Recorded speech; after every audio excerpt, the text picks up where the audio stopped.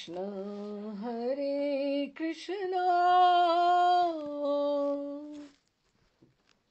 कृष्ण कृष्ण हरे हरे हरे राम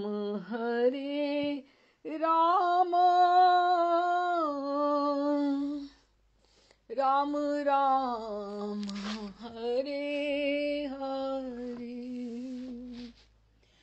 हरे कृष्ण कृष्ण कृष्ण हरे हरे हरे राम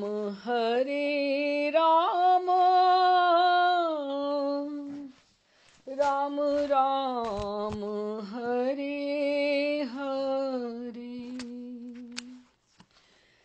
हरे कृष्ण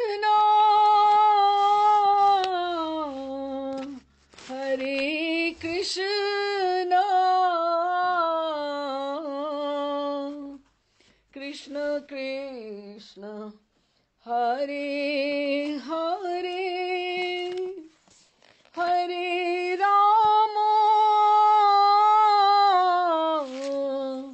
हरे राम राम राम हरे हरे हरे कृष्ण कृष्ण कृष्ण हरे हरे हरे राम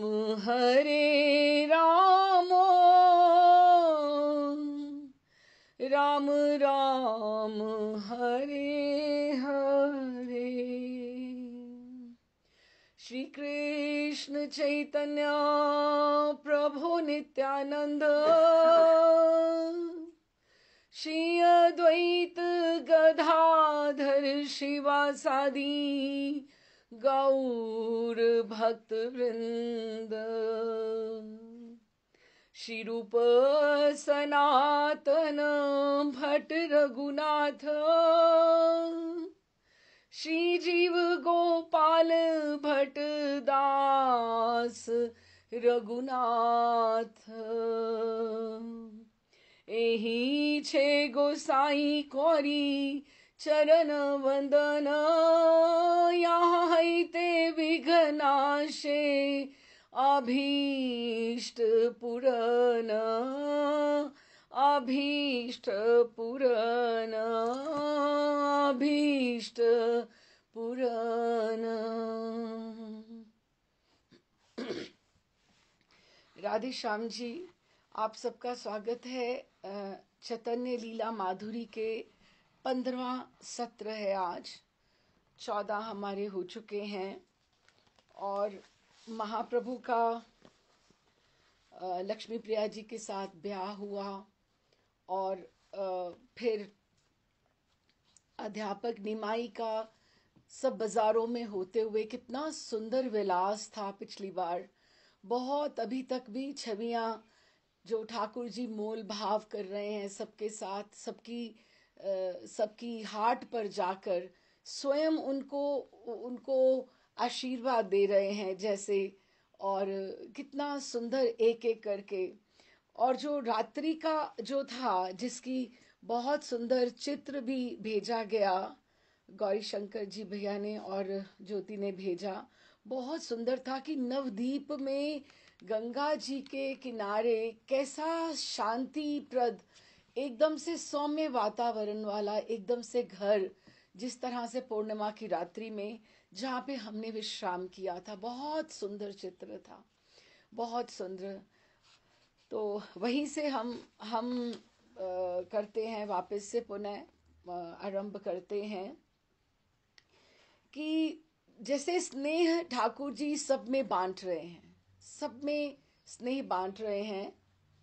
और नवदीप धाम में एक एक के घर जाकर, एक एक की दुकान पर जाकर, हाट पर जाकर उससे मोल भाव किए बिना उनसे कोई वस्त्र ले आते हैं, चूड़ियाँ ले आते हैं, और श्रीधर से तो कितना उनका अधिक उनका बात होती है।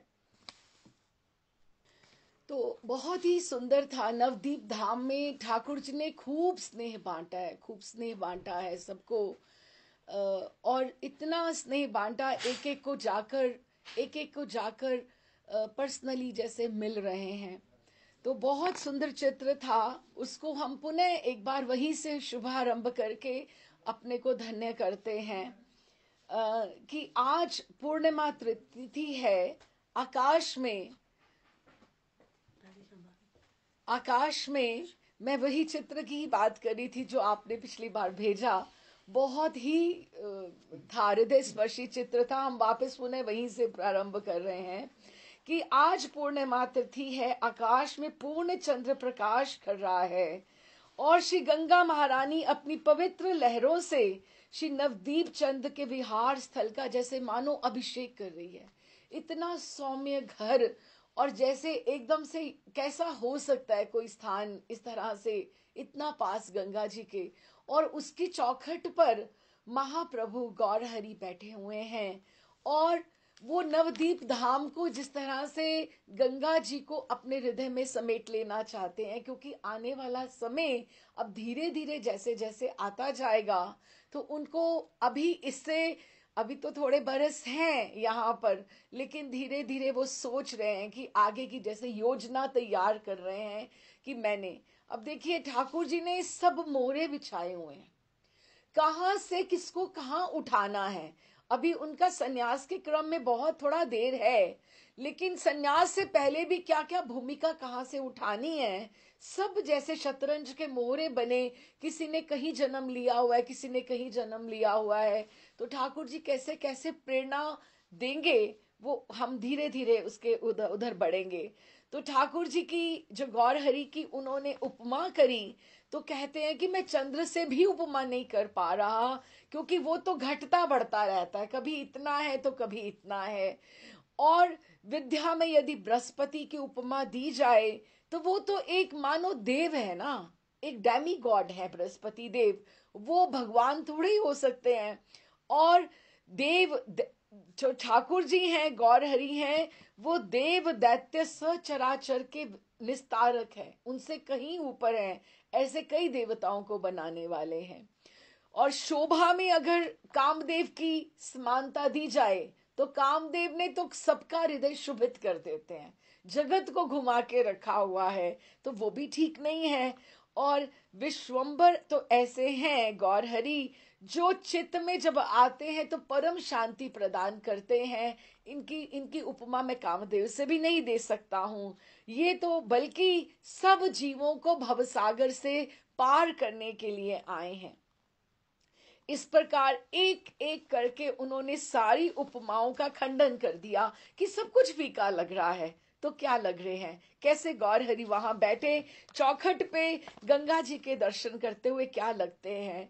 कहते क्या बताऊं, सब उपमा फीकी लग रही है, एक ही उपमा बस ध्यान में आती है कि जिस प्रकार श्री यमुना महारानी के तट पर श्री नंदनंदन गोप गोपियों में विहार करते हैं, वैसे ही वही श्री कृष्ण चंद्र अपने सकल परिकर परिवार पार्षद जनों को नवदीप धाम में लेकर ब्राह्मण कुल में प्रकट होकर गंगा जी के तट पर आज आज पूरी की पूरी बैठी अपनी योजना को तैयार कर रहे हैं कि आगामी वर्षों में मास में क्या क्या होने वाला है।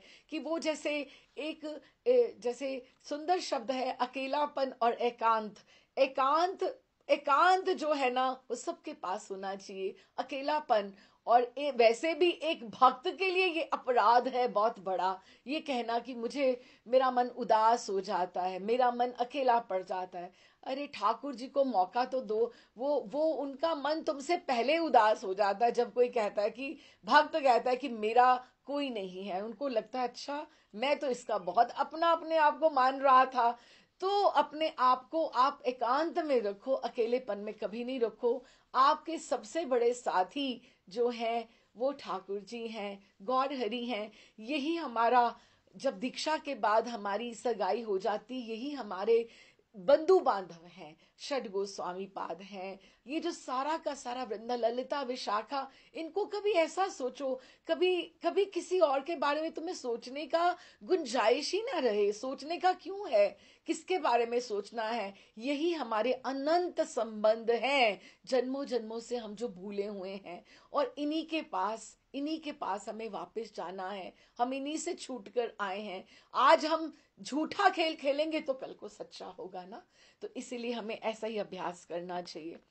तो उन्होंने बहुत सुंदर यही उपमा दी कि जैसे यमुना तट महारानी के ऊपर नंद नंदन गोप गोपियों के साथ विहार करते हैं, ऐसे ही गौर हरि आज बैठे योजना बना रहे हैं।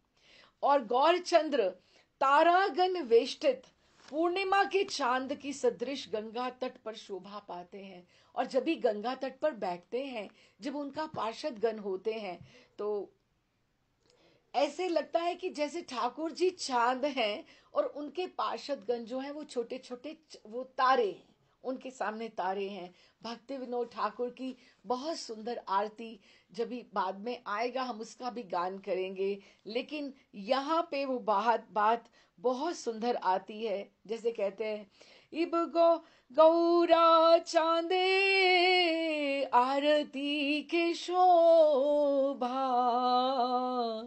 जानवी तट बने जन मान लोबा, जानवी तट बने जन मान लोबा।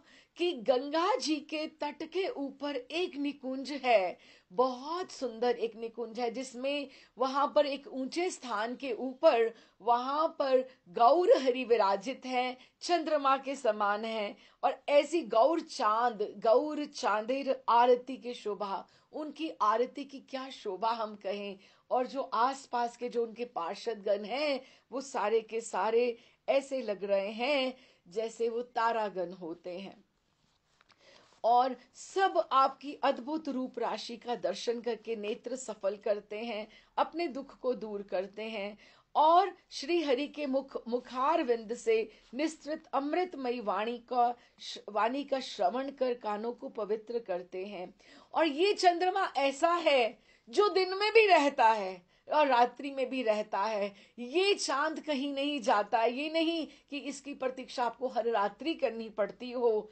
और ये जब से चांद हुआ है, उदय हुआ है ता दिन से, तब उस दिन से पूरे नदिया ग्राम के, नवदीप ग्राम के पूरे जो सकल दुख जो थे, कलेश थे, वो सब भाग गए हैं, दूर हो गए हैं। हम वैसे वृंदावन की कल्पना करें कि वो वृंदावन कितना सुंदर था जब भी ठाकुर जी वहां थे।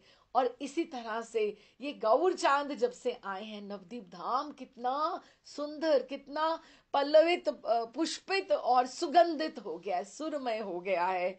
तो ऐसे श्रीमन महाप्रभु की नगर भ्रमण लीला जो हमने पिछली बार हमने पढ़ी, वो कहते हैं कि बहुत बहुत ग्रंथों में बड़ी विस्तार से लिखी गई है, लेकिन हमने फिर भी उसका कुछ थोड़ा थोड़ा अंश दिया है, अधिक नहीं बताया। क्यों? क्योंकि भय लगता है कि हम ग्रंथ को और आगे हम कहीं और ही ना आगे बढ़ाते जाएं, और ही ना आगे। हमें आशा है कि आप सब आनंदित हुए होंगे इसके बारे में बात करके। तो अभी हम इसके अगले अगले अध्याय की तरफ बढ़ते हैं कि किस तरह से ये अगला अध्याय प्रारंभ होता है। ये जिस समय की बातें हो रही हैं, वो ये ऐसा समय है, उस समय की बात है जब संस्कृत विद्या की आज की भांति दुर्गति नहीं थी। क्योंकि वहां पर भारतवर्ष में संस्कृत का ही प्रचार अधिक था, संस्कृत में ही सब बात किया करते थे। वहां पे मनोरंजन का साधन ही यही था, मन को रंजन करने वाला, कि दो शास्त्री मिल जाएं, दो पंडित मिल जाएं और आपस में बात करें, अच्छे से बात करें, शास्त्र चर्चा करें, यही सबका लोक रंजन था। बिना संस्कृत पढ़े कोई भी मनुष्य सभ्य कहला नहीं सकता था। आजकल जैसे हम बोलें कि किसी को इंग्लिश नहीं आती, oh you don't know how to talk, हाँ, आपको इतना भी नहीं पता, हम ये तो इसके इसके बस का नहीं है ना। वहां पे हम जैसे बेवकूफ वहां पे हो गए जिससे हमें संस्कृत नहीं आती, क्योंकि हमने बचपन से इतना ठीक है पढ़ा है, 10वीं कक्षा तक पढ़ा है, लेकिन संस्कृत फिर भी हम कहाँ बात कर सकते हैं उसमें, कहाँ कर सकते हैं। और हमारी एजुकेशन सिस्टम का ये दोष है कि हमें संस्कृत, क्योंकि संस्कृत ऐसी कल्प जैसे एक वृक्ष की तरह एक भाषा है जो बिल्कुल उसको निचोड़ निचोड़ के उसमें एक एक श्लोक में कितना रस भरा होता है। तो वो समय ऐसा था नवदीप बंगाल में कि शास्त्र चर्चा, कि कोई भी मनुष्य सभ्य नहीं कहला सकता था जिसको संस्कृत नहीं आती थी। स्त्रियां हो या कोई और हो, वृद्धाएं हो, सबको संस्कृत का ज्ञान था। और बंगाल में ब्राह्मण ही संस्कृत विद्या के पंडित नहीं थे, किंतु कायस्थ, ऐसा नहीं कि ब्राह्मण को ही आती है ना, कायस्थ, वैश्य, अन्य जाति के कुलीन पुरुष भी संस्कृत विद्या के पूर्ण ज्ञाता थे। ऐसा समय था, हम सोचे कि कितना एनरिचिंग होता होगा एटमॉस्फेयर उस समय, कि वहां पर उस समय पंडितों की दो ही वृत्तियां होती थी। वृत्तियां अर्थात जीविका का साधन क्या होता था, वो क्या करते थे कि या तो उनको पठन पाठन की, या तो स्कूल ही जो चलाते थे, वो वैश्य वृत्ति वाले नहीं चलाते थे। नहीं तो वैश्य वृत्ति वालों को तो ये लगेगा हम देखें हमारे स्कूल का बिजनेस कैसे बढ़ेगा, हम ये करते हैं वैसा करते हैं ना। ब्राह्मण, और उसका ओज होना चाहिए, तेज होना चाहिए। और दूसरा, या वो वैसे पठन पाठन पाठशालाएं खोलें, या अपना वैसे निर्वाह करें, या राज्यसभा का आश्रय लें, कि राजा लोग उनको अपने राज्य में स्थान देते थे कि आइए आप हमारे राज्य का हमें आप गाइड कीजिए, हमारा मार्गदर्शन करो। कि ब्राह्मण को बहुत ऊंचा स्थान दिया जाता था। ऐसा नहीं कि जैसे हम लोगों को इस समय हम बोले कि नहीं ये तो पंडित ही हैं, ये तो पंडा है, ऐसा नहीं, ब्राह्मण को उच्च स्थान दिया जाता था। तो इस तरह से ये है। लेकिन अभी निमाई पंडित विद्वान थे, गुणवान थे, और रूपवान और तेजवान तो थे ही। भला ऐसे ऐसे जो थे, फिर भी उनमें दरिद्रता का, कि फिर भी उनके पास उतना पैसा नहीं था उस समय, कि वो बहुत अब पढ़ते तो बहुत थे उनके, लेकिन किसी से पैसे किसी ने दिए किसी ने नहीं दिए। ये नहीं होता कि सबसे ही पैसे लेने। और वो ओपन एक होती थी, क्लासेस होती थी चंडी मंडप में, जो मुकुंद संजय के वहां बाहर पुष्प जो उद्यान था वहां पर हुआ करता था। तो इसलिए उन दिनों में क्या करते थे, उन दिनों में योग्य और नामी पंडित देश विदेशों में जाया करते थे। काहे के लिए? अपने योग्य छात्रों को लेकर आगे भ्रमण करते थे, और सदग्रस्त उनकी धन वस्त्र और खाद्य पदार्थों से पूजा करते थे। उनकी आज की भांति पंडितों की उपेक्षा कोई भी नहीं करता था। तो इस तरह निमाई की भी पूर्व बंगाल में भ्रमण करने की इच्छा हुई, और उन्होंने सोचा कि मैं कैसे हम बाहर जाएं। अब देखो ये बात गौण है कि उनको उनको जैसे धन उपार्जन करना ये गौण है, लेकिन वो किस कार्य के लिए गए थे ये हम समझते हैं। गौर किशोर एक दिन मित्र मंडली के साथ बैठे हुए थे और बातचीत चल रही थी। अब हम सोचें कि किस तरह से ये बात हुई। किसी बात पर आपने भी हंसकर कहा, भाइयों हमने भी विवाह करवा लिया है और गृहस्थी बन गए हैं। दास दासी सभी की रक्षा व पालन करना तो हमारा कर्तव्य है। सो धन के बिना तो कोई काम होता नहीं है, अर्थ उपार्जन के बिना संसार चलता नहीं है। अतः अर्थोपार्जन के लिए क्यों ना हम बंगाल की यात्रा करें। श्री विश्वंबर का बंगाल जाने का एकमात्र जीवो उद्धार ही मुख्य प्रयोजन है। अभी तक हमें पता है कि उन्होंने उन्होंने नवदीप धाम में उनका पांडित्य देखकर सब लोगों को ये लग रहा है कि वाह ऐसा रूपवान, ऐसा तेजवान, हाँ इसमें भक्ति होती तो कितना अच्छा होता, एक और गुण प्लस ऊपर सबसे ऊपर आ जाता, अरे तुम भक्त भी हो, ये एक एक्स्ट्रा कमिटमेंट हो जाती है। ठीक है, लेकिन उनका अभी नवदीप में इस बात का उन्होंने प्रकाश नहीं किया है, लेकिन वो भक्ति का प्रचार के कारण ही वहां जा रहे हैं पूर्व बंगाल में। अच्छा, अर्थोपार्जन तो गौण है। अब विदेश जाने का जब उन्होंने दृढ़ निश्चय किया, तो ये सुनकर उनके सहचारियों को जो वो नवदीप धाम में सबको थोड़ा थोड़ा पता लगा, और सबके तो गौर चांद प्राण है, गौर प्राण है, सबके साथ तो इतना उनका अपनापन है, सबको एकदम से हृदय में लगा। और वियोग कठिन, क्योंकि पिछले दिनों में, ये ऐसे दिनों में तो कोई साधन होता नहीं था, कोई गया तो 2-3 मास के लिए, 4 मास 6 मास तो यूं ही लग जाएंगे, कोई इतनी जल्दी तो आने वाला नहीं है। और शची माता ने जब ये देखा सुना कि मेरा लाल बंगाल यात्रा के लिए तैयार हो रहा है, तो स्नेहमयी जननी को बड़ी चिंता हुई। माँ को ये सोचने लगी, हाय, निमाई चांद का मुख देखे बिना मैं एक दिन भी इस घर में कैसे रहूंगी। मुझ निराधार का तो वही एकमात्र परम आधार है। और माँ को तो ये होता है, मेरे सामने बैठ के एक बार अच्छे से खा पी ले तो बस ये ठीक है, ठीक है। उनको एक ही बात की चिंता होती थी। श्री गौरहरि माता जी से जाने की आज्ञा मांगते हैं कि माँ, बात करते करते कि मैं माँ, ऐसे मैं सोच रहा हूं, मैं हुआ हूं बंगाल में, पर माता कैसे आज्ञा दे।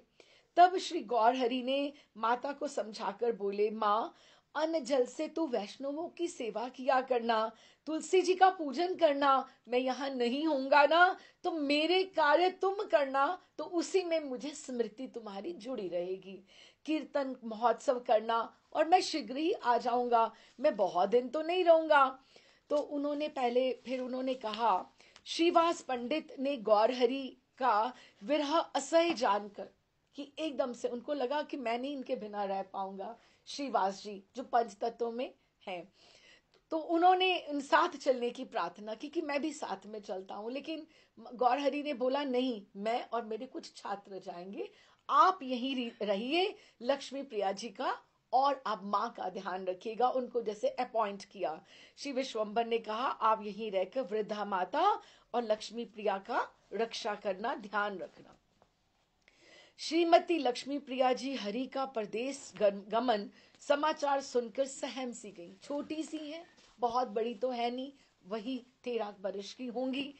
तो कारण ये कि उन्होंने जिस दिन से विवाह हुआ है, उस दिन से प्रियतम के संयोग का ही अनुभव किया, कि उन्होंने एक दिन भी ऐसा नहीं देखा कि जब प्रभु घर पर साध पाने नहीं आए हों दोपहर में या रात्रि में, या उन्होंने कहीं और रहे हों ना, उन्होंने उनका संयोग ही अनुभव किया है, वियोग का नहीं। और इनकी अवस्था कुल 13-14 वर्ष की ही तो है। गौर सुंदर ने इनको भी समझाते हुए कहा, प्रियतमे, तुम्हारे हाथ में मैं अपनी वृद्धा माता की सेवा सौंप कर जाता हूं, उन्हें प्रेम पूर्वक रखना। अच्छा, अब कुछ ग्रंथों में ऐसा भी लिखा गया है कि उस समय लक्ष्मी देवी जी को वो उनके पितृगृह में रख गए, कि उनको वहां थोड़े दिन छोड़ आए, जो कि इतना प्रमाणिक नहीं लगता, क्योंकि वो वृद्धा माता का उनको अधिक ध्यान था, और उनको ये भी लगता था कि माँ मेरे पीछे अकेली नहीं हो। अच्छी बात है, लक्ष्मी प्रिया जी, कई ग्रंथों में लिखा हुआ है ऐसा, जो कि बात सही नहीं, प्रमाणिक नहीं लग रही। अधिक ग्रंथों में यही लिखा गया है कि उन्होंने यही कहा कि माँ की तुम देखभाल करना। अब पति प्राणा श्री लक्ष्मी देवी पति की आज्ञा मानकर सासू की सेवा का आधार ग्रहण करके घर में ही रही। शुभ दिन स्थिर कर श्री निमाई पंडित ने माता की आज्ञा लेकर प्रस्थान किया।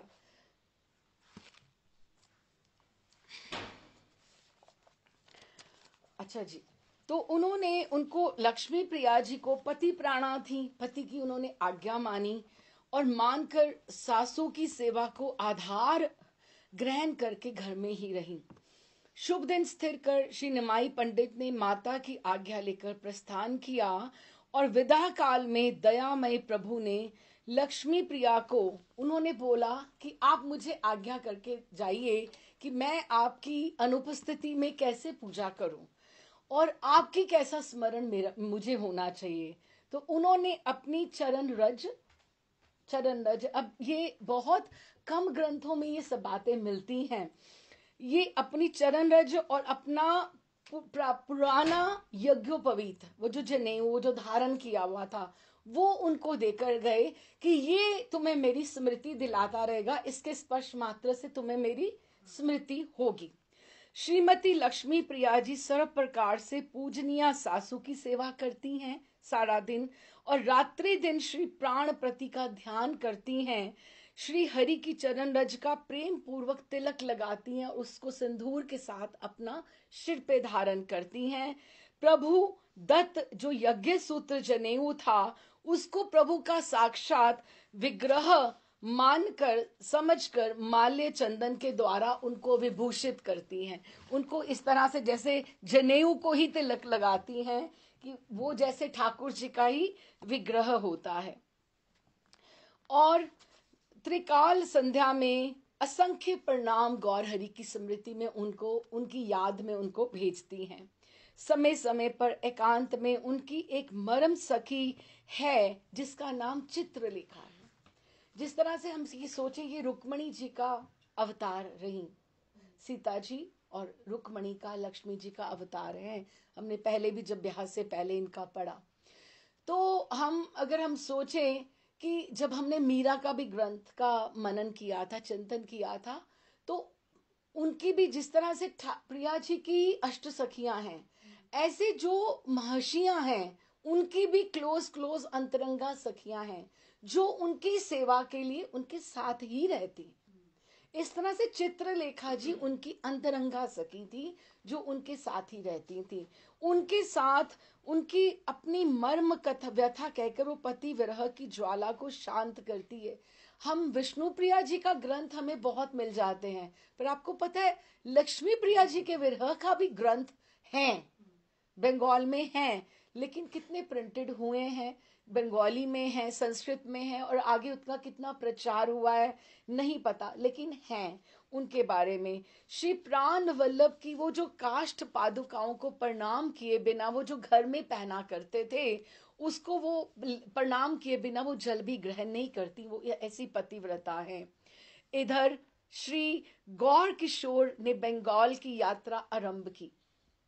श्री गौर किशोर जिस ग्राम और नगर में जाते हैं, वही दर्शकों के झुंड इकट्ठे हो जाते हैं। एक तो उनकी दीर्घ काया, एक उनका रूप, एक उनका तेज, और एक प्रसिद्धि। कहां कहां से वो सब आ रहा है, सबको पता लग रहा है कि कितने वो विद्वान हैं, कितनी उनमें विद्वता है। जो श्री हरि का दर्शन करते हैं वो यही कहते हैं, आहा इनकी माता कितनी धन्य है जिसने इसको जन्म दिया है। कोई कोई कहता है, अरे सखी धन्य है उस सती को जिसके ये पति हैं, दीदी उसका तो स्त्री जन्म सफल हो गया होगा। अब देखो ना, कोई बहुत योग्य हो तो हम देखें कि उनके माता पिता कौन है, उनकी पत्नी कौन है जिसको उसका सानिध्य मिल रहा है। श्री गौर हरि बड़े ही सरल स्वभाव के हैं और सबसे सहजता में मिलते हैं। उनसे एकदम से अपने हुमा में, या ठाकुर में तो वैसे ही बिल्कुल अपना विनीत होके सबसे बात करते हैं। जो लोग आपसे वार्तालाप करते हैं उन सबको आप आनंद के साथ मधुर भाषा में उत्तर देते हैं। आपकी सुधामयी वाणी से को सुनकर सब परम संतुष्ट होते हैं। श्री गौरहरि भ्रमण करते करते पद्मावती नदी के तट पर पधारे और वहां के अनुपम प्राकृतिक सौंदर्य से उनको गंगा स्नान की, जैसे गंगा जी के साथ उनकी विशेष प्रीति है, तो उन्होंने उनका स्पर्श पाकर पद्मावती भी धन्य हुई और उन्होंने अपने शिष्यों के साथ सबसे मिलकर वहीं पर उन्होंने अच्छे से उन्होंने सब स्नान वगैरह सब किया। तो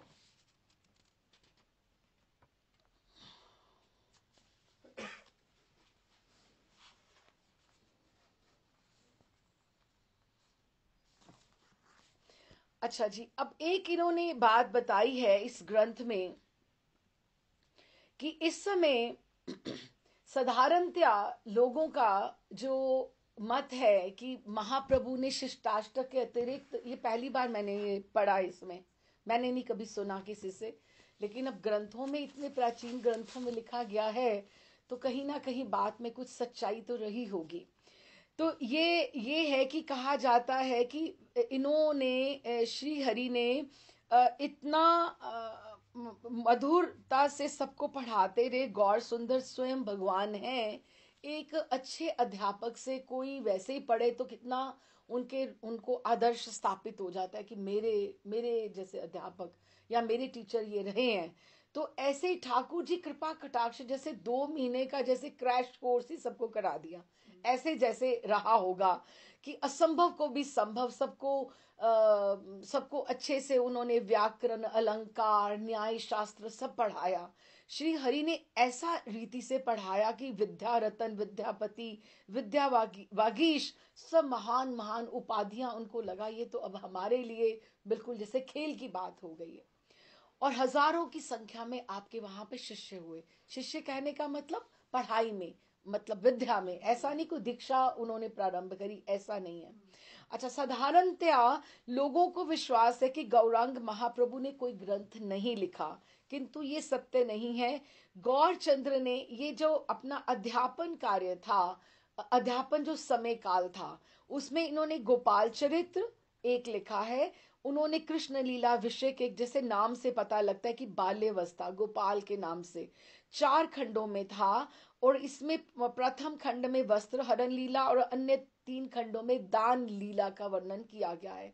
अब महाप्रभु की वाणी से या महाप्रभु के एनर्जी लेवल से जो ग्रंथ आ रहे हों, हम तो अभी वही एब्जॉर्ब नहीं कर पाते जो गोस्वामी लोगों ने ग्रंथ लिखे हैं। कितना पांडित्य है उसमें, देख देख के हैरानी होती है। तो महाप्रभु ने जो लिखे होंगे। फिर गौरांग महाप्रभु कृत दूसरे ग्रंथ का नाम विद्यासागर है। विद्यासागर आपका भुवन विख्यात नाम, वह पदवी भी है कि आप इनको, आपको विद्यासागर लोग कहते भी थे। और विद्यासागर उसी नाम से आपने ग्रंथ लिखा था। और विद्यासागर जो है ग्रंथ कलाप व्याकरण की टीका है। उसके बाद तृतीय ग्रंथ जो तीसरा ग्रंथ है, प्रेमा अमृत स्तोत्र है। जैसे पंच तत्वात्मक ये जो ग्रंथ है, ग्रंथ भी पंच प्राणान्वित है। इसके भी 5 भाग हैं। भगवत अष्टकम, श्री किशोराष्टकम, श्री विश्व मोहन अष्टकम। अष्टकम होते हैं जो स्तोत्र होते हैं 8-8 श्लोकों के। इस तरह से श्री कृष्ण अच्युत अष्टकम, श्री प्रेम रसायन। अच्छा, अब चौथा ग्रंथ जो नाम आया है, श्री राधा रास मंजरी। श्री श्री राधा रानी की मंजरियों के बारे में ये ग्रंथ लिखा गया है। ये भी सत्व स्तुति मिश्रित भक्ति ग्रंथ है। श्रीमद राधा कृष्ण युगल परिहार स्तोत्र और श्री राधा अष्टोत्र शतनाम, ये भी आपके ही लिखित और रचित हैं। ये पहली बार मेरे ध्यान में आए इस ग्रंथ के माध्यम से। मैंने नहीं महाराष्ट्र की वाणी में कभी सुना कि ऐसा ग्रंथ उन्होंने, हमने केवल सुना कि उन्होंने शिष्टाष्टक ही लिखा हुआ है। और ये जो ग्रंथ अगर लिखे भी होंगे उन्होंने, तो ये उन्होंने शिष्टाष्टक तो बाद में लिखा, संन्यास के बाद की भूमिका है। लेकिन ये फिर नवदीप समय में जब भी वो अध्यापक रहे उस समय के काल में ये लिखे गए होंगे। और इसके अतिरिक्त और भी कई ग्रंथों के नाम इन्होंने बताए हैं। भाव ये है, ये कहने का ये है कि अगर हम इनको प्रणाम करते हुए भी चले, इनका नाम लेते, हमें कहाँ मिले, कौन पढ़े। पहले जो ग्रंथ है वो ही नहीं समझ में आते, कौन किसके पास समय है। तो भाव ये है कि श्रीमन महाप्रभु का जो नर नाट्य जो था, वो पांडित्य भी अद्वितीय था उस समय। ये कहने का हम ये सोच सकते हैं कि जिन्होंने ग्रंथ इतने सुंदर बढ़िया लिख दिए वो अद्वितीय थे।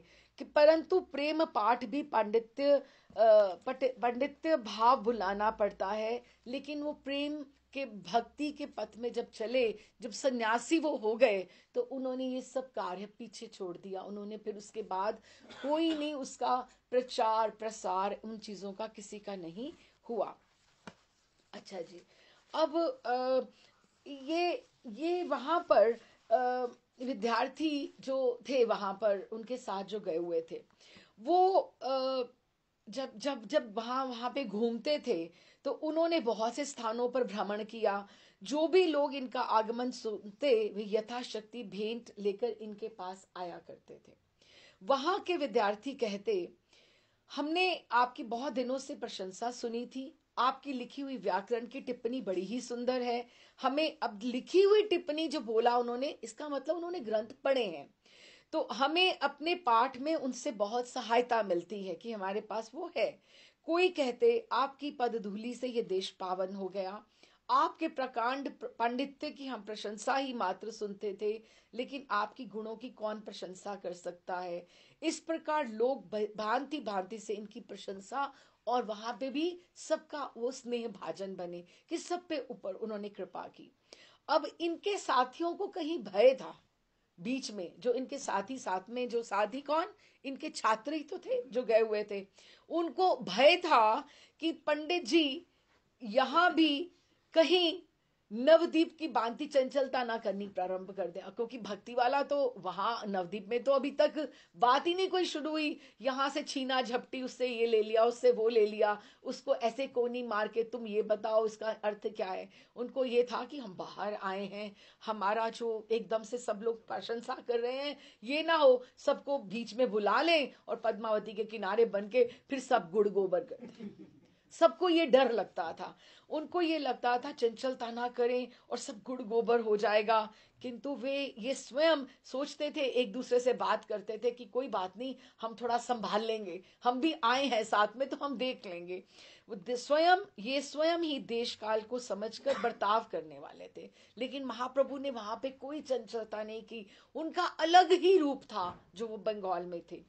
कई मास तक ये पूर्व बंगाल में भ्रमण करते रहे, लेकिन एक दिन भी उन्होंने चंचलता नहीं की कि जैसे वहां पर पानी उलीचा हो या छात्रों के साथ ऐसे मस्ती करी हो, स्नान करने में कुछ इस तरह से नहीं की। एक योग्य गंभीर पंडित की भांति ये सदा बने रहते। इनसे जो कोई विषय का, जिस विषय का प्रश्न पूछता, उसी के प्रश्न के अनुसार उसको उत्तर देते। यहाँ इन्होंने वैष्णवों की भी आलोचना नहीं की। वहां पर तो सारे शिकायत लेकर जाते थे कि भक्त जो मुकुंद थे, श्रीवासी थे, शिकायत लेके जाते थे अद्वैताचार्य के पास, देखो वैष्णवों को ये क्या कहते थे, तुम चोटी क्यों रखते हो, तुम तिलक क्यों लगाते हो, तुम ये क्यों करते हो, तुम्हें कृष्ण कृष्ण क्यों बोलते हो, तुम्हें इससे बोलने से क्या मिलता है। तो लेकिन यहाँ पर इन्होंने वैष्णवों की आलोचना नहीं की, उल्टा भगवत भक्ति का प्रचार प्रारंभ कर दिया, जो बड़ी एक आश्चर्यजनक, जो भक्ति की धारा पूर्व बंगाल से।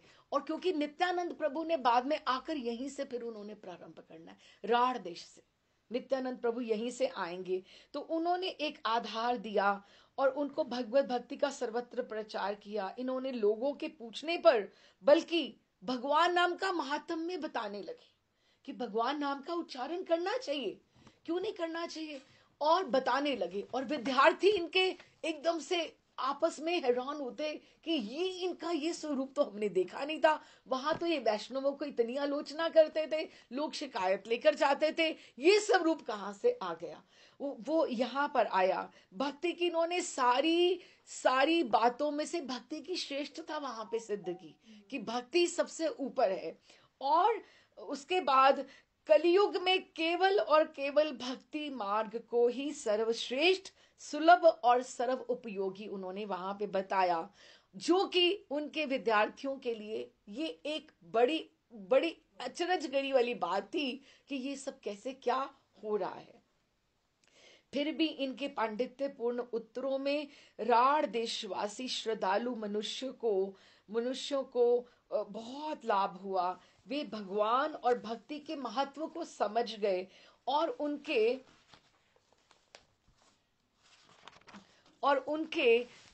हृदय में भक्ति का एक बीज फूट गया, जिसे पीछे गौरांग की आज्ञा अनुसार नित्यानंद प्रभु ने प्रेम से सींचकर पुष्पित, पल्लवित और फलान्वित किया।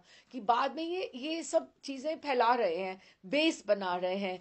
इस प्रकार ये शास्त्रीय उपदेश करते हुए राढ़ देश के मुख्य मुख्य स्थानों में घूमने लगे और शाम को अपने साथियों के साथ वे पद्मा नदी में स्नान करते और घंटों एकांत में जल विहार करते रहते। जल विहार इनको बहुत प्रिय था। लोग बड़े सत्कार से इन्हें खाने पीने की सामग्री देते। इनके साथी अपना भोजन स्वयं पाक करके ही बनाते थे और आनंद में इनके दिन कटने लगे। एक दिन ये महामहिम निमाई पंडित एकांत स्थान में ये बैठे हुए थे बैठे हुए थे, तो उसी समय एक तेजस्वी ब्राह्मण उनके पास आया। अब देखिए ये कहाँ कहाँ से भूमिका ये बनेगी सारी की सारी। अब ये पंडित कौन है, ये कौन है, हम चैतन्य चरितामृत से भी पढ़ते हैं।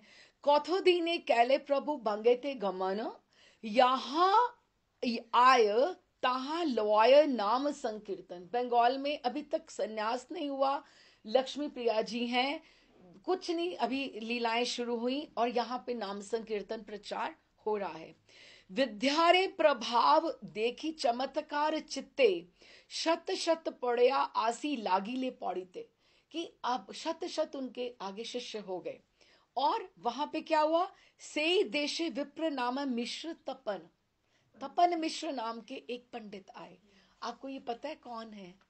ये हमारे षड गोस्वामी वृंद में से रघुनाथ भट्ट जी जो हैं, उनके पिताजी हैं। अभी रघुनाथ भट्ट जी का जन्म नहीं हुआ है, लेकिन आप उनको उपदेश देने के लिए ही पूरे बंगाल में आए हैं। हमें इनका कारण पता लगेगा, धन कमाने नहीं आए। प्रभु तो यूं ही सोना उठा के माँ को दे देते थे, माँ ये कर लो, जो जो लेना है ले लो। तो वो तपन मिश्र को मिलने आई। वही शतरंज की बात होगी ना, कौन सा मोहरा कहां से उठाना है उनको पता है। से देश विप्र नाम मिश्र तपन, निश्चय कौरिते नारे साध्य साधन। उसको साध्य साधन करने के लिए आए हैं। बहु शास्त्रे बहु वाक्य चित्ते भ्रमे होए, साध्य साधन श्रेष्ठ ना हम निश्चय। कि वो आके उनके चरणों में पड़ गए कि मुझे बहुत, मैं परेशान हूं, मुझे समझ नहीं आ रहा। देखो दो शब्द हैं, महर्षि भी बहुत बार ये कथा में प्रयोग में लेकर आते हैं, हमें भी समझना चाहिए। देखो हम पढ़ते हैं, ठीक है, हम एजुकेशन लेते हैं, वो एक साधन है। साध्य क्या है कि हमें कोई डिग्री मिल जाए, एक अच्छी जॉब मिल जाए, एक काम मिल जाए, दैट इज साध्य। कि हम we are able to run our family. नहीं तो पढ़ाई तो डिग्री वही बात है ना, सिर्फ जो हम एक अच्छा इंसान बन जाए, हम पॉलिश हो जाए और ये कर लें। इसी तरह से जीव का अगर जन्म अगर हुआ है, तो हमारा साध्य क्या है? We need to go back to godhead. हमें ठाकुर जी के पास अपने भव बंधन से, जो हमारा cycle of death and birth है, जन्मों का ये जो चक्र है, इसको हमने तोड़कर काटकर हमने ठाकुर जी से हमने वापस जाना है। क्योंकि ये केवल और केवल मनुष्य जीवन में ही संभव है। क्योंकि मनुष्य जीवन में मनुष्य जो ये कुत्ते की योनि है या पक्षी की योनि है, वो अपने प्रारब्ध कर्म भोग रहे हैं, उनके आगे कुछ ऐड नहीं हो रहा। वो तो हमारे से बेटर है। क्यों? क्योंकि वो अपने कर्म काट रहे हैं, लेकिन हम काट भी रहे हैं और हम आगे और भी कर रहे हैं।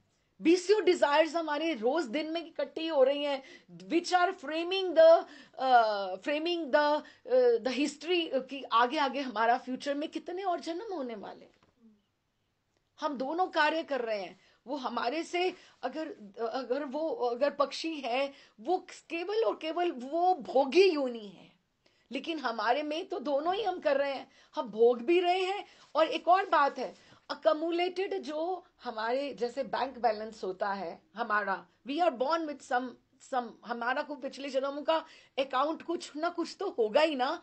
जो मैं हूं, आप हैं, हर एक का अपना अपना है। हम 40 बच्चे अगर एक क्लास में होते, सबकी इंटेलिजेंस एक जैसी नहीं होती। हमारे घर में बहुत से काम करने वाले भी होते हैं और हम आराम भी कर रहे होते। कि अभी कोई ना कोई तो विधान है ना, कोई वो क्यों है और हम क्यों हैं, है ना। तो अभी क्या है कि एवरी हमारा जो कर्म का वो जो पूरा का पूरा जो अकाउंट है, उसमें से just we are born with a portion of those accumulated karmas. उसके साथ हमें यहां जन्म मिला, ये माता पिता मिले। एक बड़ी सुंदर बात है, आपको हर जन्म में माता पिता मिलेंगे। आप पक्षी भी हो, आप कुछ शुकर कुकर भी हो जाओगे, तो भी आपको माता पिता मिलेंगे। लेकिन कृष्ण और इष्ट आपको हर जन्म में नहीं मिलेंगे, और इसको गवा नहीं देना चाहिए।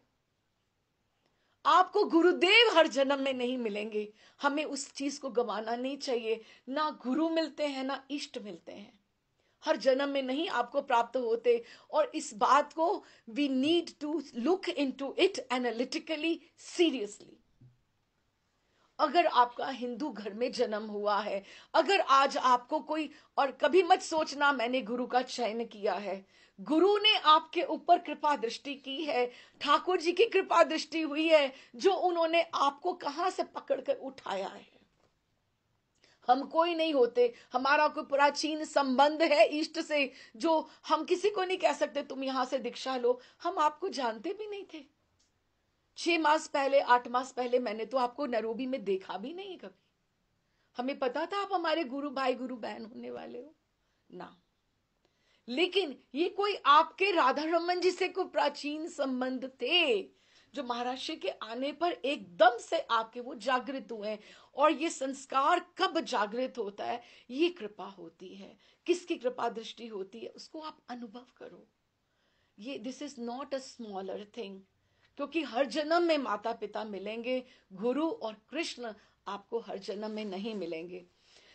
तो उन्होंने, अभी साध्य साधन की हम बात कर रहे थे, साध्य साधन ये दो शब्द, हम साधन करते करते करते करते हम साध्य तक पहुंचेंगे। साध्य हमारे क्या है?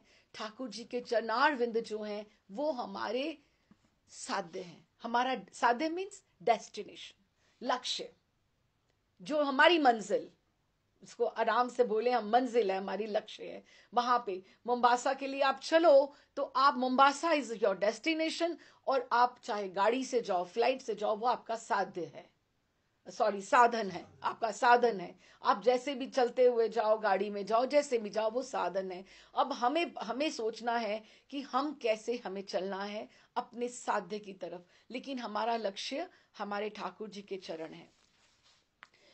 तो उन्होंने ये जो महाप्रभु के पास ये जो आए, हमने यही पढ़ा, श्री तपन मिश्र नामक एक ब्राह्मण जो रहते थे वहां पर, और वे निश्चित नहीं कर पा रहे कि साध्य मेरे लिए क्या है, कि मैं क्या करूं। जीवन में बहुत बार एक ये पजल आ जाती, घबराहट हो जाती कि हम क्या करें। महाप्रभु के पास तपन मिश्र नामक एक सुकृतवान, बहुत अच्छे तेजस्वी विप्र साधन तत्व जानने के लिए आपके शरणापन्न हुए। और महाप्रभु तो कितने बड़े, बहुत बड़े तो नहीं, 20-22 वर्ष के होंगे, तो उनके पास एक बड़े तपन मिश्र वो आए। ये विप्र कौन होने वाले हैं? श्रीपाद रघुनाथ भट्ट गोस्वामी हमारे उनके पिता हैं, लेकिन अभी जन्म नहीं हुआ है रघुनाथ भट्ट जी का।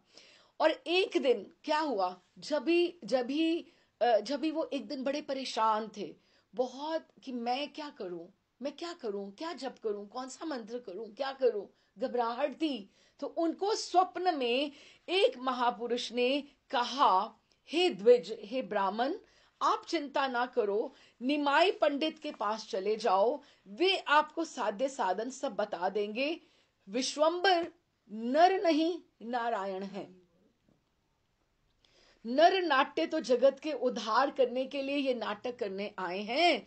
ये वेद गुह्य बात ये आप किसी को बताना नहीं, कारण कि अप्रगट को प्रगट करना उनके अनुकूल नहीं है।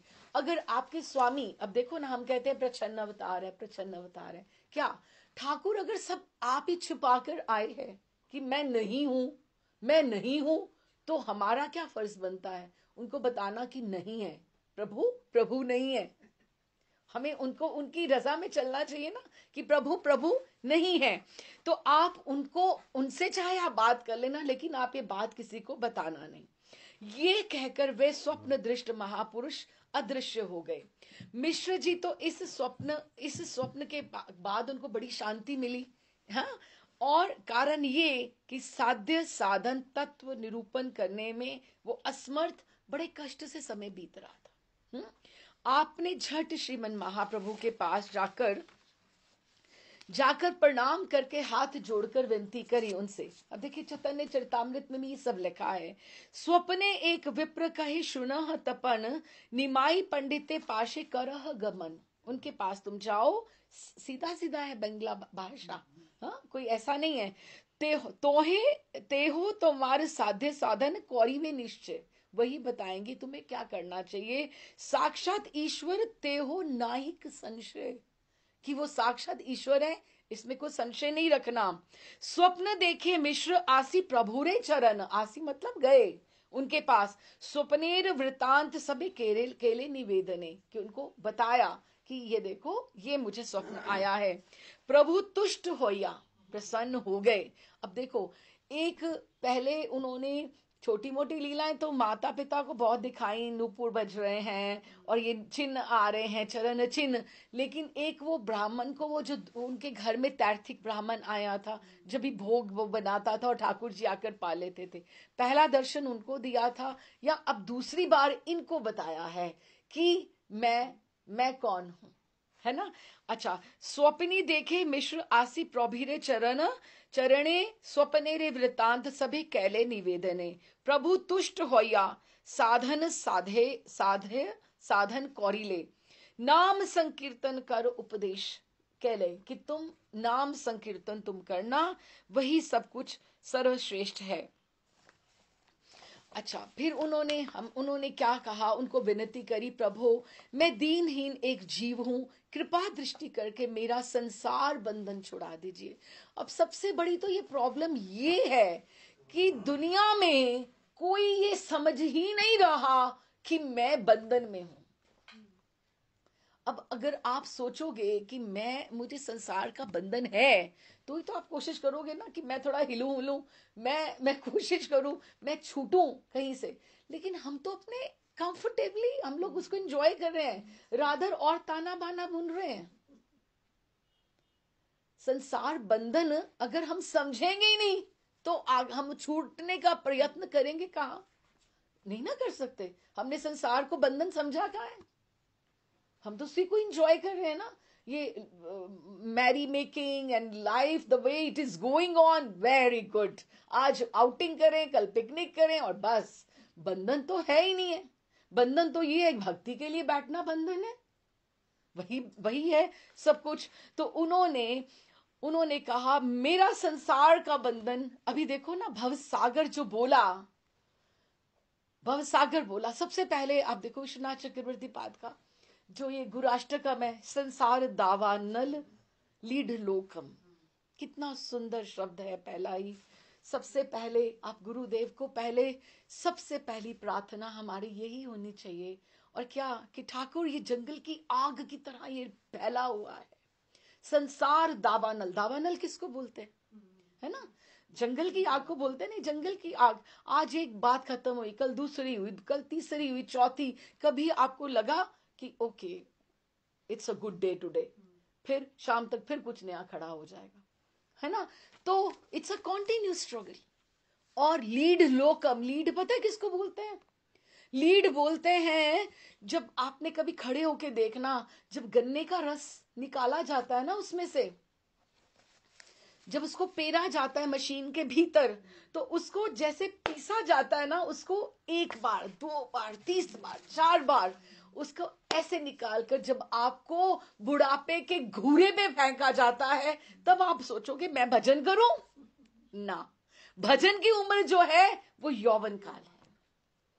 Best time you should give to Krishna, not when you don't have any place to go. Today we can go anywhere else. हम लोग जब कहीं भी जाके हम जा सकते हैं, लेकिन अगर हम वो समय, अपना प्रेशियस समय, अपना अच्छा समय अगर हम ठाकुर के चरणों में अर्पित करते हैं, ठाकुर भी तुम्हारे लिए फिर हमेशा के लिए खड़े हैं। तो उन्होंने क्या बोलते हैं कि मुझे संसार बंधन से आप छुड़ा दीजिए। शरणागत हो गए तपन मिश्र जी। भगवान मैं साध्य साधन कुछ भी नहीं जानता, ऐसे हाथ खड़े कर दिए उन्होंने, जैसे यही है ना कि मैं शरणागत हूं, बस आप मुझे बताइए। क्योंकि उसने स्वप्न में ये देखा कि ठाकुर हैं। और क्या बोले, विषय तो अब विष के समान भासते हैं। विषय कि जो ये भोग है ना, मुझे जहर के समान लग रहे हैं, और ये लगने चाहिए। उसको हमें नरोत्तम प्रार्थना में हमने यही पढ़ा है कि अगर अभी भी हमें उनमें रस आ रहा है विषयों में, भक्ति का ये रास्ता नहीं है। विष के समान बासते हैं, दया करके बताइए अब मन में कहाँ लगाऊं। श्री गौर हरि ने तपन मिश्र को अपने कर कमल से स्पर्श किया, एकदम से स्नेहवत और धैर्य देते हुए बोले, ब्राह्मण तुम बड़े भागी हो। अब देखो, ये बात किसी को एक मनुष्य जीवन में किसी उम्र में समझ में आ जाए, बहुत बड़ी बात है। कम से कम you are on the right track, you are being registered in his book. वो लाल हरी बुक जो थी ना, अमरीश जी के पास जो आई थी, तो वो उसके बीच में आपका नाम लिख लिया जाएगा। तो उन्होंने उनको कहा, ब्राह्मण तुम बड़े भागी हो जो तुम आए हो, चलकर श्री कृष्ण का भजन करना चाहते हो।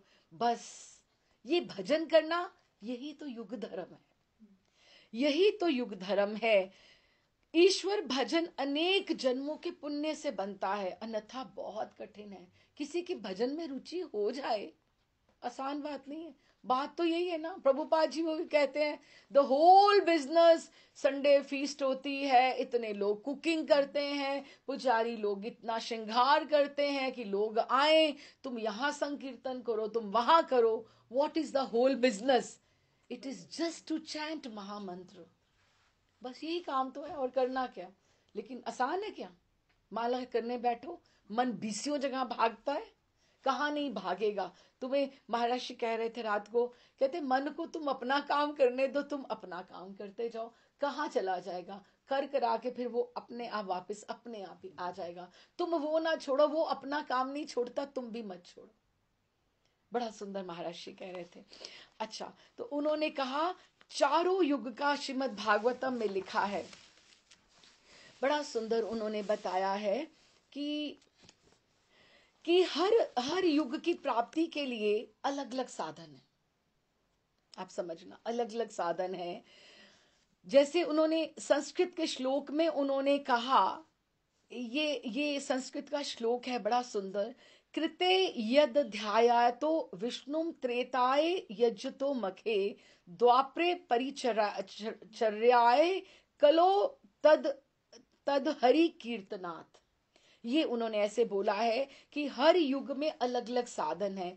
सत्ययुग में ध्यान करना, मेडिटेट करना, तपस्या करना, सतयुग में ये सबसे बड़ी थी। तुम जंगल चले जाओ, वन में जाओ और वहां जाके तुम तपस्या करो, ठीक है।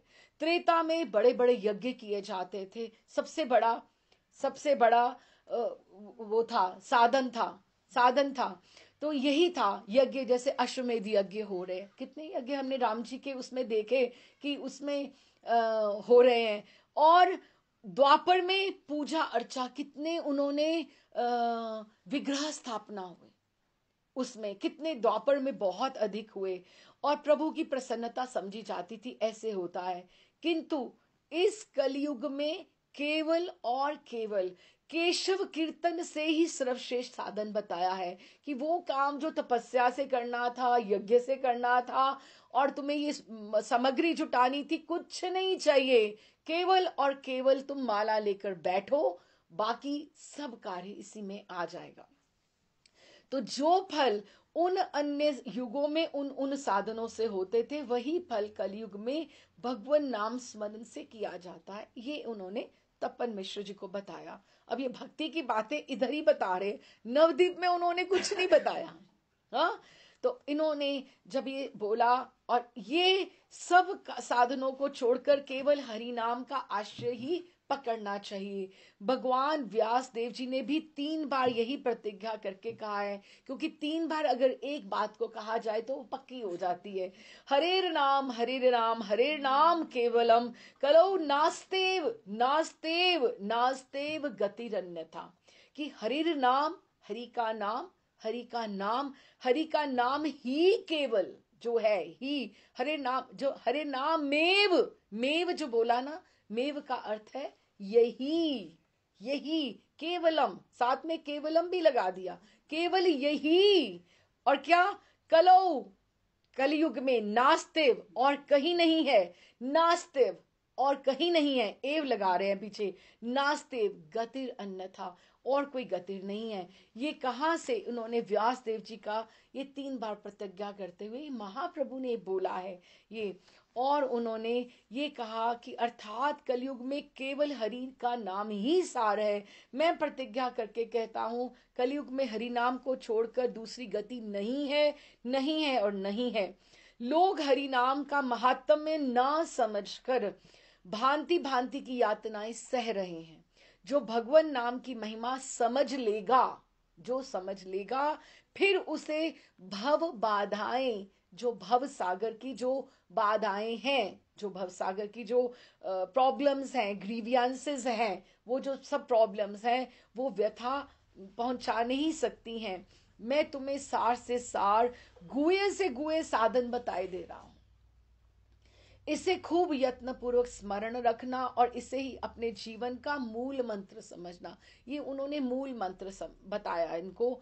और फिर एक और बड़ा अच्छा उनको श्लोक बताया, क्योंकि गौरहरि साक्षात कितना वो संस्कृत में, हम तो संस्कृत में हमें समझने में समय लगे, वो तो झरझर झरझर बोलते हैं, श्लोक बोलते हैं, खुद बनाते हैं और खुद बोलते हैं। क्या कितना सुंदर श्लोक है, हमें समझना चाहिए।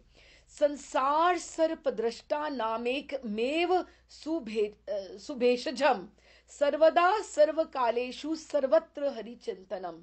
अर्थात संसार सर्प, अर्थात संसार रूपी सर्प के काटे हुए, संसार का ये संसार जो है ना, ये सांप के समान है।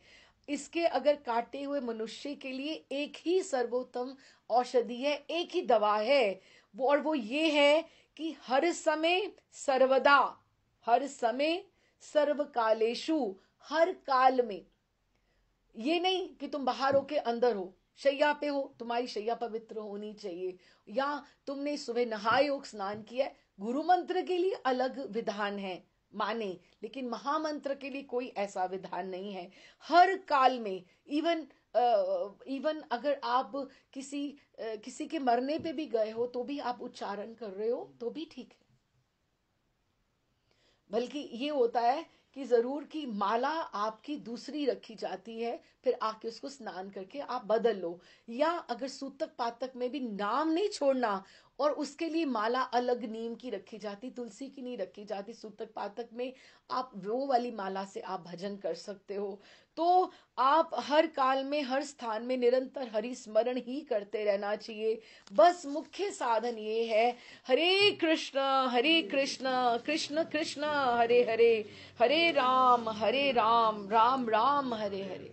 तो उन्होंने ये सारा उनको युग धर्म बताया कि एक तो नाम की बात, सोते जागते चलते फिरते खाते पीते कुछ भी करते हुए रात्रि दिन अहर्निश हरि नाम उच्चारण जो जीव करता है वो धन्य अति धन्य है। और तो क्या, वेद भी उसकी महिमा गाते हैं। ब्राह्मण, कली में जप तप कुछ ना बनेगा, कुछ नहीं होगा, बस जो कृष्ण को भजेगा वही बड़ भागी है। अतएव आप संदेह छोड़कर घर जाओ और केवल श्री कृष्ण भजन करो, श्री हरि नाम संकीर्तन की कृपा से। और देखो, साध्य साधन इसी से तुम्हें प्रकट होगा, आपको सब मिल जाएगा। ये कहकर उन्होंने, महाप्रभु ने उनको कहा कि केवल और केवल यही एक आधार है और कुछ भी नहीं है। श्री गौर हरि के मुखारविंद से हरि नाम सार सुनकर मिश्र जी ने मंत्र दीक्षा के लिए उन्हें प्रार्थना की कि आप मुझे दीक्षित कीजिए। लेकिन उन्होंने उनको दीक्षा नहीं दी ऐसे, लेकिन हरि ने ये तुरंत ही उनको ये 16 नाम 32 अक्षरों का महामंत्र दिया, जो गुरु मंत्र दीक्षित मंत्र नहीं है, लेकिन यही हरि नाम मंत्र दिया उनको, यही दिया।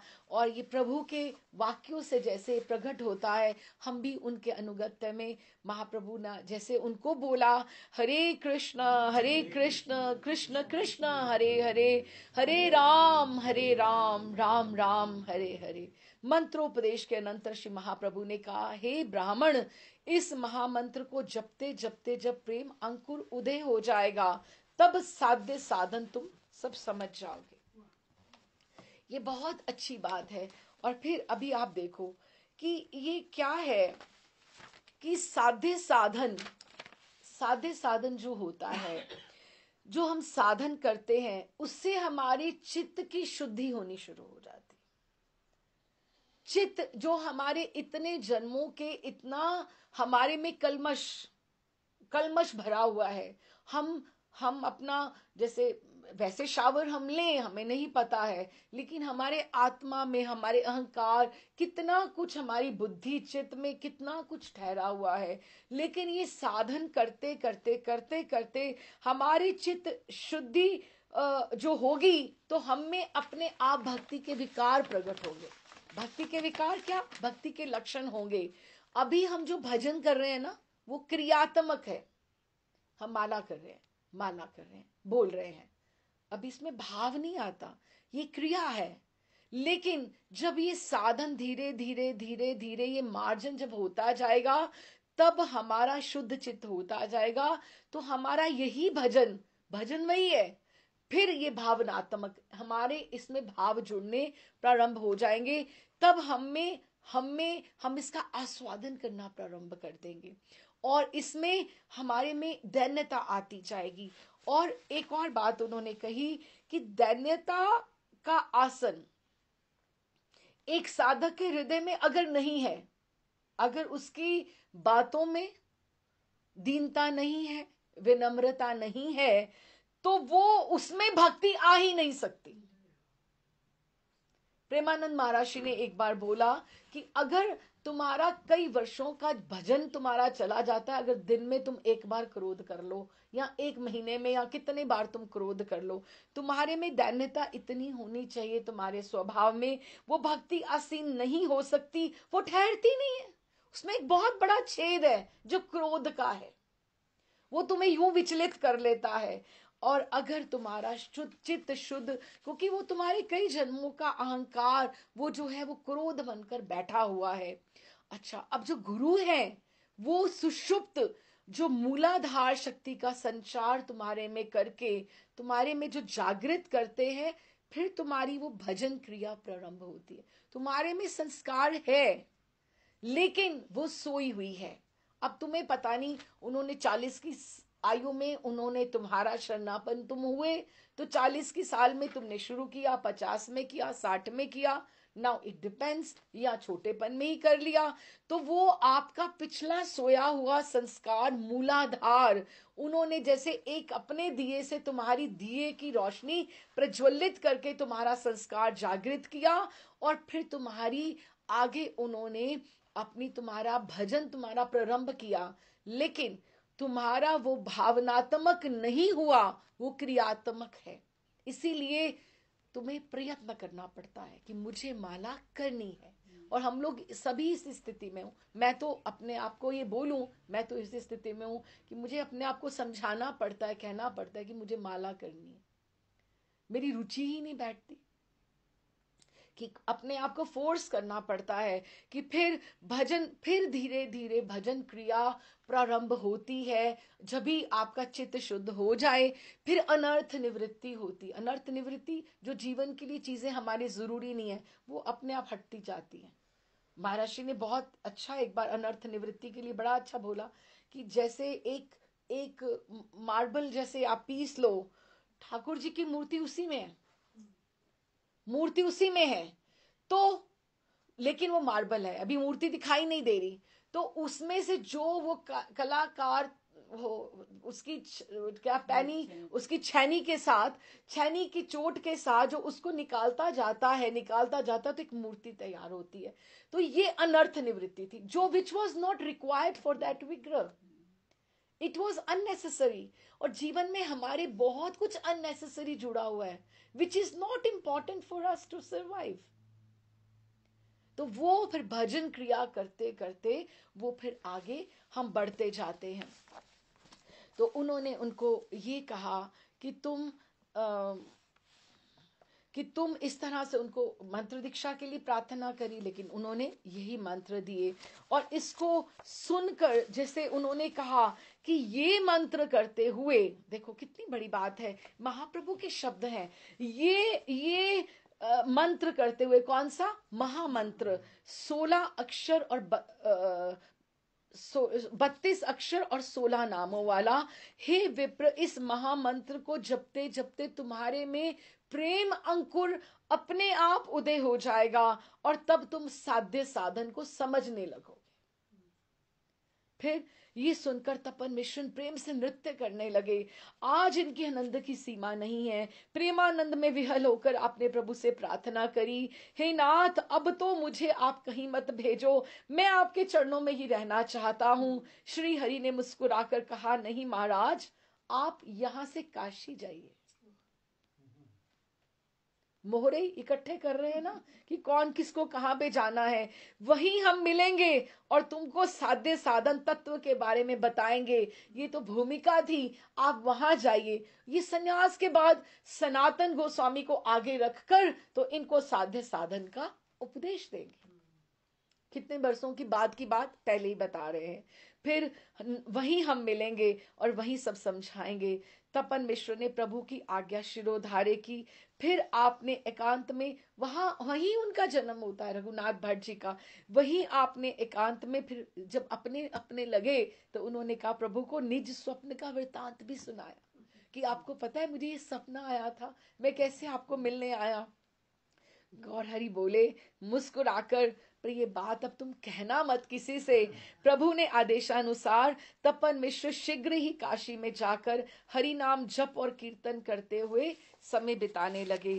चैतन्य चरितामृत में लिखा, तार इच्छा प्रभु संगे नवदीपे बौसी, प्रभु आज्ञा दिल तुम्हें याओ वाराणसी। तुम वाराणसी जाओ और मैं नवदीप जाता हूँ, मेरे अभी वहां कार्य शेष है, तुम्हारे अभी वहां है। और क्या कहते हैं प्रभु, ताहा अमार संगे तुम्हार होबे दर्शन, तब वहां पर होगा। आज्ञा पाया मिश्र कैले काशी ते गमन, प्रभुर अतर्क्य लीला भुजिते ना पारी, कि अब सब कुछ मिल ही गया था तो यहीं पे रह जाते, साथ ही ले जाते नवदीप में। नहीं, स्वसंग छाड़िया कहने पाठाया काशीपुरी। काशीपुरी क्यों भेजा? ए मते बंगेर लोकेर कैला महाहिते, नाम दिया भक्त कैले पढ़ाया पंडिते। तपन मिश्र ने इच्छा प्रकट की कि वे महाप्रभु के पास नवदीप चलकर रहे, किंतु प्रभु ने उन्हें काशी जाकर वास करने की आज्ञा दी और कहा, तुम्हें मेरे वहां दर्शन होंगे। मिश्र प्रभु की आज्ञा पाकर काशी में जाकर रहने लगे। श्री महाप्रभु की लीला को कोई भी नहीं जान सकता। तपन मिश्र को अपने साथ ना रखकर उन्होंने काशी में क्यों भेजा, और बंगाल देश के लोगों को हरि नाम उन्होंने इस तरह से बहुत दिया, उन्होंने बोला। अच्छा, अब इनमें से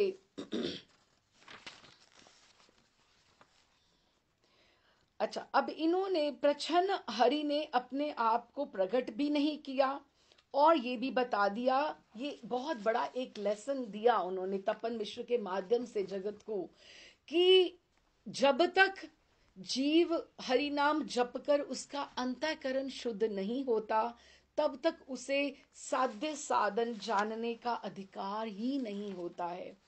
अब इसीलिए अपने आप ने 12 वर्ष पश्चात श्री काशी धाम में श्रीपाद सनातन गोस्वामी को श्रोता करके 12 वर्ष के बाद मिलते हैं उनको वहां पर। रघुनाथ भट्ट जी भी वहां पर होते हैं। श्रोता करके तपन मिश्र को साध्य साधन का उपदेश इन्होंने दिया था। अच्छा, अब ये भी बात है कि गौर हरि ने भक्तों को ये भी उपदेश दिया है कि प्रथम हरि नाम के जप करे बिना वैष्णव मंत्र लेने का कोई अधिकारी नहीं होता। अब ये भी बहुत बड़ी बात है। महर्षि भी एक जन को, उनको कैसे किसी से वाइब्स आती हैं, कैसे किसी को समझते हैं, महाराज जी हरि नाम की दीक्षा भी देते हैं और महर्षि दीक्षा भी देते हैं। लेकिन अभी ये निर्भर करता है कि कोई उनको उसका संस्कार कितना। ये आसान बात नहीं कि अगर आपको मंत्र दीक्षा पहले मिल गई है तो, ये आसान बात नहीं है। लेकिन ये महाराज श्री उस समय समझते हैं कि इसका आत्मा जो है ये कितनी चल चुकी है, कितनी चल चुकी है, इसका संस्कार कितना उदित है, और इसमें कितना पोटेंशियल, जैसे पिता को पता होता है मेरे बच्चे में क्या संभावना है, उसका पोटेंशियल क्या है, ऐसे गुरु को पता होता है कि इसमें कितनी संभावना है, क्या मैं इसका ये जन्म ऐसे ही जाने दूं, इसमें कितनी सिंसेरिटी है, ऐसे ही अभी ऐसे ही कर दूं ना। लेकिन ये उन्होंने कहा कि एक हरिनाम जो है श्याम सुंदर में तीव्र अनुराग उत्पन्न कर देता है, तब श्री भगवान गुरु रूप में कृपा करते हैं। पूज्य पाद गुरु वर्ग भी श्रीमन महाप्रभु का ये उपदेश है कि साधक को प्रथम हरिनाम ही देना चाहिए। और लेकिन संभावना देखते हुए महाराज श्री भूति कृष्ण महाराज जी से भी मेरी इस बात में बहुत चर्चा हुई। बंसल जी के घर मैंने बात करी उनसे, मैंने कहा महर्षि आप क्या कहते हैं कि ऐसे दे देना चाहिए? कहते मैं मंजरी ये सोचता हूँ कि कोई इतने भवसागर में कोई डोलता टहलता मरता, कोई इधर से अगर इधर इस उन्मुख हुआ है तो क्या ये छोटी बात है? इतनी माया प्रबल है कि अगर इधर आया है तो इसका ये जन्म इसका सुधर जाए, इसको कुछ मिल जाए। क्यों? क्योंकि अगर हम ये प्रतीक्षा करते रहेंगे करते रहेंगे करते रहेंगे, अब इसके साथ हमारी गुरु गद्दी की जो कृपा है वो जुड़ गई है, ये जुड़ गई है। लेकिन हमें ये भी सोचना चाहिए कि हमारे जो अपराध हैं, हमारे जो अपराध हैं वो भी गुरु को लगते हैं। हमें कोई ऐसा कार्य नहीं करना चाहिए। प्रभुपाद जी को भी बहुत कहते रहे, प्रभुपाद जी ने जाकर वहां पर कितने लोगों को वहां पे दीक्षा दी, उनको पता था कितनों का फॉल होगा कितनों का फॉल होगा, लेकिन उनके पास वहां पे कोई उपाय नहीं था, मैन पावर नहीं थी, सेवा के लिए नहीं थी। एक एक दिन में वो विग्रह स्थापना कर रहे हैं और उनको एक दिन में मंत्र दीक्षा, एक दिन में गायत्री दीक्षा करके देके चलते जा रहे हैं महाप्रभु उनको। तो वो रोती रोती पीछे पीछे वो घूम रही हैं कि प्रभुपाद प्रभुपाद क्या करेंगे क्या करेंगे, मुझे कुछ बता के जाओ। कहते ठाकुर प्रेरणा तुम्हें करेंगे, ठाकुर तुम्हें प्रेरणा करेंगे। क्यों? क्योंकि उनको पता था मेरे पास समय नहीं है, मेरे पास समय नहीं है कि मैं कहां तक प्रतीक्षा करूंगा, इतनी माया प्रबल है, कम से कम ये आया तो सही। आज अगर आया है तो ठाकुर इसकी संसारिटी के ऊपर इसको आगे लेके जाएं या इसको नीचे गिराएं, उसके ऊपर है। तो फिर गुरु गद्दी, फिर ये भी बहुत लोग कहते रहे प्रभुपाद को, जब प्रभुपाद कभी भी बीमार होते थे, प्रभुपाद हम ठीक से भजन नहीं करे ना, तभी आप बीमार हो जाते हो ना, वृद्ध थे तभी आप बीमार हो जाते हो ना। तो गुरु जो शिष्य होते हैं उनका अपराध गुरु को लग जाते हैं। तो प्रभुपाद कहते हैं हाँ तुम अधिक भजन किया करो, अधिक भजन तुम किया करो, उनको और प्रेरित करते थे। तो श्री गौर हरि अभी इस तरह से अच्छा, अब एक और कारण है, मुझे थोड़ा और प्रसंग में आगे जाना था, पर मुझे लगता है हम बंगाल यात्रा में ही रहेंगे, पर कोई बात नहीं। पर एक और बड़ा सुंदर प्रसंग है जो उन्होंने बंगाल की यात्रा में ही उनका संपन्न हुआ। अभी क्या था कि बंगाल की जब वो यात्रा किए, उनका उनका उनके पिताजी 7 भाई थे, जगन्नाथ मिश्र। अब ये भी बहुत सारे ग्रंथों में नहीं मिलती बात, तो हम उसको स्पर्श करते हुए प्रणाम करते हुए चले। तो जगन्नाथ मिश्र जो थे वो 7 भाई थे, और ये श्रीहट नामक स्थान था पूर्व बंगाल में जहां पे वो रहा करते थे। जब श्रीवास जी सब लोग इधर आए तो जगन्नाथ मिश्र भी आ गए, लेकिन जगन्नाथ मिश्र पुरंदर जो थे उनकी मां शोभा देवी, निमाई जी की दादी, वो वहां श्रीहट में वास करती थी। तो माँ ने बोला था, माँ ने तो तू तू गौर तू जा रहा है तो दादी को अवश्य मिलके आना। मैं जब वहां से चली थी तो मैं बोल के गई थी उनको कि मैं एक दिन तुम्हें प्रणाम कराने लेकर आऊंगी, मैं तुम्हें प्रणाम कराने लेकर आऊंगी, जो ग्रंथों के हिसाब से अब आता है। अब हम समझते हैं। श्रीमन महाप्रभु पद्मावती को पार कर अपने पूर्वजों के निवास स्थान श्रीहट में गए, और श्रीहट में भी कुछ मंदिर हैं वहां पर। यहाँ माता की आज्ञानुसार अपनी दादी को दर्शन करके कृतार्थ उन्होंने किया। यहाँ आपके इस समय आने का विशेष कारण ये भी था, एक ये था तपन मिश्र प्रतीक्षा कर रहे हैं, साध्य साधन का उपदेश करना है, और एक ये और उसके पश्चात ये कारण था, और ये बात ये भी थी कि शची नंदन माता का गर्भ जो था श्री हट में ही स्थापित हुआ था। जो गर्भ उनका था स्थापित हुआ था। उन्होंने विश्व रूप के ही, शोभा जो देवी थी दादी, उन्होंने विश्व रूप को ही मिली थी।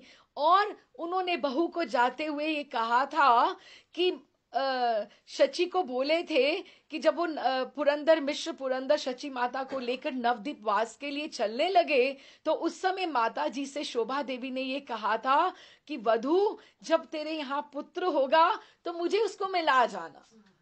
तो माँ तो जा नहीं पाई, तो उन्होंने गौर को भेजा कि तुम जाओ, तुम दादी को मिलके आओ, हर मेरा भी प्रणाम करना उनको। और इसीलिए श्री गौर हरि ने पितृमही को श्री हट में जाकर स्वयं दर्शन दिए।